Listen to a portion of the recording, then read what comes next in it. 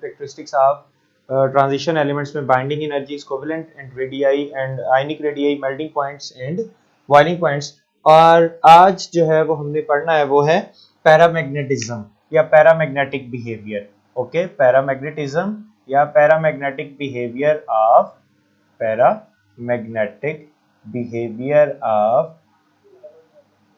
Transition elements. ठीक है, means कि हमने पैरामैग्नेटिक बिहेवियर पढ़ना है। तो आपके पास पैरामैग्नेटिज्म होता क्या है या पैरामैग्नेटिक बिहेवियर होता क्या है? If a substance is weekly if a substance is weakly attracted by the magnet, then it would called as paramagnetic. ठीक है, तो उसको हम क्या बोलेंगे? पैरामैग्नेटिक बोलेंगे। और जो है वो डायामैग्नेटिक या डायामैग्नेटिज्म क्या होता है? If a substance is weekly repelled by the magnet is called diamagnetic substance and the phenomena is called diamagnetism। अब हमने देखना है जी, ये जो paramagnetic behaviour of transition elements हैं या diamagnetic behaviour of a transition element है, ये डिपेंड किस चीज के ऊपर करता है?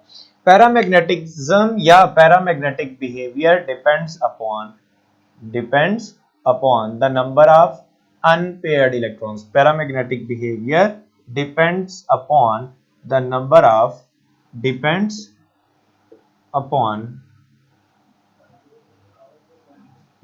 of unpaired electrons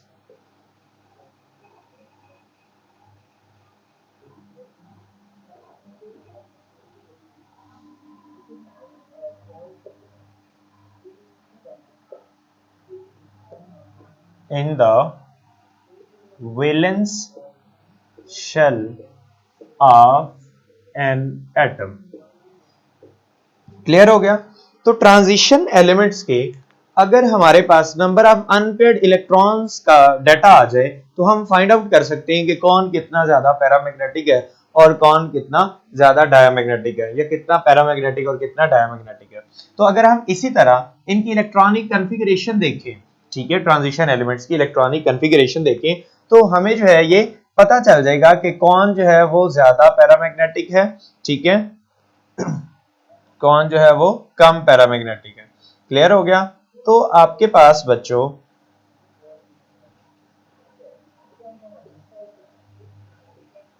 सबसे पहले स्कैंडियम जो है ये +3 की फॉर्म है, वेनेडियम भी और टाइटेनियम भी +3 की फॉर्म में एग्जिस्ट करता है। ठीक है, इनके अगर हम देखें तो डी सबशेल में जो वैलेंस सबशेल है, ठीक है, वैलेंस शेल में इनका जो डी है वो भी क्या होता है? खाली, और एस भी खाली। स्कैंडियम +3 की फॉर्म में, इसके पास 0 अनपेयर्ड इलेक्ट्रॉन्स होते हैं। टाइटेनियम के पास जो है वो एक अनपेयर्ड इलेक्ट्रॉन होता है। क्या होता है? एक अनपेयर्ड इलेक्ट्रॉन होता है इसके पास, और एस इसका भी खाली। मींस के आपके पास अगर आप वेनेडियम में देखें तो वेनेडियम में आपके पास जो है वो 2 अनपेयर्ड इलेक्ट्रॉन्स होते हैं, और उन 2 अनपेयर्ड इलेक्ट्रॉन्स की वजह से इसका जो मैग्नेटिक मोमेंट है वो एज कंपेयर टू अदर्स ज्यादा होता है। अगर हम क्रोमियम के केस में देखें तो आपके पास हमें नजर आएगा कि इसके पास जो है वो 3 अनपेयर्ड इलेक्ट्रॉन्स हैं। कितने इलेक्ट्रॉन्स हैं इसके पास? 3 अनपेयर्ड इलेक्ट्रॉन्स हैं। और आप देख सकते हैं क्रोमियम का एटॉमिक नंबर क्या होता है? 21, 22, 23 एंड 24। अब क्रोमियम 24 है तो इसका मतलब क्या हुआ कि इसके पास 6 इलेक्ट्रॉन्स होते हैं। ठीक है, 2 s में और 4 इसके पास कहां पे होते हैं? d में। और ये अगर +3 ऑक्सीडेशन स्टेट शो करता है तो क्या होता है जी? इसके जो 3 इलेक्ट्रॉन्स हैं 2s वाले और 1 फ्रॉम द d, वो क्या हो जाते हैं? इसके रिलीज हो जाते हैं और इसके पास 3 इलेक्ट्रॉन्स रहते हैं जो कि अनपेयर्ड हैं। और उसके बाद हमारे पास है मैंगनीज। अब मैंगनीज जो है इसका एटॉमिक नंबर कितना है? 25। और इसी तरह से इसकी ऑक्सीडेशन स्टेट्स भी मोर देन 1 है। और उसके बाद हमारे पास है आयरन। ठीक है, आयरन का एटॉमिक नंबर क्या है? 26। ठीक है, तो इसके पास भी हमारे पास जो है वो 2 तरह की ऑक्सीडेशन स्टेट शो होती हैं, तो इनके नंबर ऑफ इलेक्ट्रॉन्स अनपेयर्ड जो हैं वो भी अलग अलग हैं। 25 और ये है 26। अगर 25 हो तो ये आपके पास 20 और उसके बाद ये 5 अनपेयर्ड इलेक्ट्रॉन्स हैं जी मैंगनीज के पास। अब मैंगनीज अगर +2 की फॉर्म में हो, manganese if in the form of +2, ठीक है, तो इसके पास नंबर ऑफ अनपेयर्ड इलेक्ट्रॉन्स, ये जो पेयर्ड इलेक्ट्रॉन्स है ये चले जाएंगे और इसके पास नंबर ऑफ अनपेयर्ड इलेक्ट्रॉन्स कितने होंगे 5।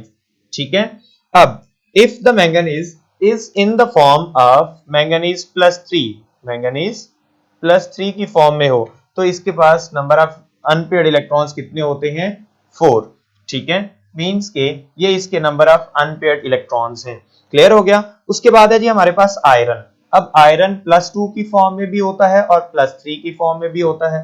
+2 की फॉर्म में कैसे कि इसके जो दोनों s इलेक्ट्रॉन्स हैं वो निकल जाएं। ठीक है, दोनों s इलेक्ट्रॉन्स निकल जाएं। तो अगर दोनों s इलेक्ट्रॉन्स निकल जाएंगे तो इसके पास अनपेयर्ड इलेक्ट्रॉन्स आप देख सकते हैं कि 4 हैं जस्ट। ठीक है, इन द फॉर्म ऑफ +2। ठीक है, आप इस तरह लिख सकते हैं। और अगर ये form in the form of +3 हो तो आप देख सकते हैं कि इनके पास कितने अनपेयर्ड इलेक्ट्रॉन्स हैं 5 अनपेयर्ड इलेक्ट्रॉन्स हैं in the form of +3। Manganese में +2 में आपके पास 5 इलेक्ट्रॉन्स हैं और +3 में 4 इलेक्ट्रॉन्स हैं। इसके पास +2 में 4 हैं और +3 में कितने 5 इलेक्ट्रॉन्स हैं। एंड डाउन द ग्रुप इसी तरह से आप देख सकते हैं जी कोबाल्ट को। अब कोबाल्ट का एटॉमिक नंबर कितना है 28। ठीक है, अब 28 मींस के 5 in the 2 in the s। Okay, और उसके बाद हमारे पास आप देख सकते हैं जी इसके पास कितने होते हैं जी 5 and 3, ये आपके पास आ गए जी 2 अनपेयर्ड इलेक्ट्रॉन्स हैं। वैसे इसके पास अगर कोबाल्ट जो है इसके पास इसका एटॉमिक नंबर कितना है 27 है, 27 20 और ये आपके पास 7। ओके, तो अब आपके पास जब ये कोबाल्ट +2 की फॉर्म में अगर हो तो ये क्या करेगा अपने ये वाले दोनों इलेक्ट्रॉन्स निकाल देगा और इसके पास number of unpaired electrons is 3। आपके पास निकल के पास नंबर ऑफ अनपेयर्ड इलेक्ट्रॉन्स कितने हैं 2। कॉपर के पास number of electrons is 1 and zinc के पास नंबर ऑफ इलेक्ट्रॉन इज 0। तो आप देख सकते हैं कि आपके पास जो नंबर ऑफ अनपेयर्ड इलेक्ट्रॉन्स हैं वो left to right in the series increase करते हैं। मिड में आपके पास जो है वो नंबर ऑफ अनपेयर्ड इलेक्ट्रॉन्स वो मैक्सिमम है और फिर डाउन द ग्रुप जो है ये डाउन द ग्रुप कह रहा हूं left to right at the end of the series ये डिक्रीज करते हैं। तो इसी तरह से इनका जो पैरामैग्नेटिक बिहेवियर है वो भी इसी तरह से वेरी करता है। आप इन पैरामैग्नेटिक बिहेवियर को समझने के लिए इस ग्राफ की मदद से समझ सकते हैं जी। तो आप इस ग्राफ की मदद से देख सकते हैं कि कैसे जो है पैरामैग्नेटिक बिहेवियर ट्रांजिशन एलिमेंट्स का 0 से ऑनवर्ड मैक्सिमम और फिर तकरीबन मिड ऑफ द सीरीज में ये फिर डाउन द ग्रुप जो है या आप ये कह लें कि पैरामैग्नेटिक बिहेवियर चेंज होना शुरू हो जाता है। उसकी वजह क्या है वो मैंने आप लोगों को बता दी कि क्या होता है आपके पास जो अनपेयर्ड इलेक्ट्रॉन्स हैं ये top to left to right in the series पहले इंक्रीज करते हैं, इसलिए आपके पास पैरामैग्नेटिक बिहेवियर इंक्रीज करता है और फिर ये डिक्रीज करना शुरू कर देते हैं तो पैरामैग्नेटिक बिहेवियर भी डिक्रीज करना शुरू कर देता है। तो ये थे जी हमारे पास paramagnetism of the transition elements. इंशाल्लाह हम नेक्स्ट लेक्चर में मिलते हैं इनकी next general characteristic that is oxidation states, interstitial compounds. ठीक है, तो इनके साथ हम मिलते हैं इंशाल्लाह नेक्स्ट लेक्चर में। तब तक के लिए अपना ख्याल रखिएगा। अल्लाह हाफिज।